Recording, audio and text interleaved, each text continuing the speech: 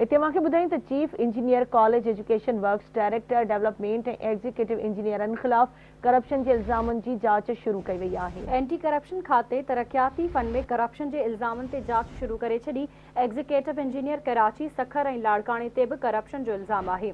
Anti corruption खाते ॼाणायल ऑफिसरनि खे record समेत 8 जनवरी ते तलब करे वरितो। अहम ख़बर अवां सां शेयर करियां। Chief engineer college education works director development ऐं एग्जीक्यूटिव इंजीनियर्स ख़िलाफ़ करप्शन के इल्ज़ामनि जी जांच शुरू कई वई आहे। एंटी करप्शन खाते तरक्याती फंड में करप्शन के इल्ज़ामनि ते जांच शुरू करे छॾी आहे। एग्जीक्यूटिव इंजीनियर कराची सखर ऐं लाड़काणे ते भी करप्शन जो इल्ज़ाम आहे। एंटी करप्शन खाते ॼाणायल ऑफिसरनि खे रिकॉर्ड समेत 8 जनवरी ते तलब करे वरितो आहे। Chief engineer college education works director development ऐं एग्जीक्यूटिव इंजीनियर्स ख़िलाफ़ करप्शन के इल्ज़ामनि जी जांच शुरू कई वई आहे। एक भेरो ॿीहर अवांखे आगाह कयूं पिया। ब्रेकिंग न्यूज़ आहे। Chief engineer college education works director development ऐं एग्जीक्यूटिव इंजीनियर्स ख़िलाफ़ करप्शन के इल्ज़ामनि जी जांच शुरू कई वई आहे। एंटी करप्शन खाते तरक्याती फंडनि में करप्शन के इल्ज़ामनि ते जांच शुरू करे छॾी। एग्जीक्यूटिव इंजीनियर कराची सखर ऐं लाड़काणे ते भी करप्शन जो इल्ज़ाम आहे।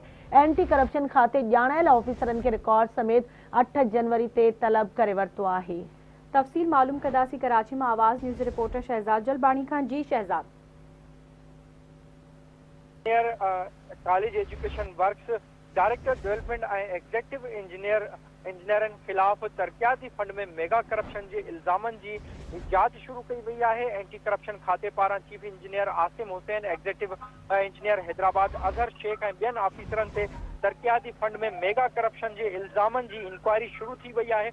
Executive engineer Karachi, executive engineer Sukkur, executive engineer Larkana जा नाला भी इन जांच में शामिल आहिनि। एंटी करप्शन खाते पारां director development college education works department Abbas Tipu खिलाफ तरक्याती फंड में मेगा करप्शन के इल्ज़ामनि जी जांच शुरू कई वई आहे। एंटी करप्शन खाते पारां कॉलेज एजुकेशन के सेक्रेटरी के मेगा करप्शन के इल्ज़ाम लगल अमलदार आहिनि जेके उन्हनि खे ज़ाती तौर पेश थियण लाइ ख़त लिखियो वियो आहे। एंटी करप्शन खाते ॼाणायल ऑफिसरनि खे रिकॉर्ड समेत 8 जनवरी ते एंटी करप्शन इंक्वायरीज डायरेक्टर 2 जी ऑफिस में 8 जनवरी 2025 ते ज़ाती तौर तलब कयो आहे त उहे रिकॉर्ड समेत उते पेश थियनि। जी ठीक है, मुझे मेहरबानी शहजाद अपडेट करण जे लाइ।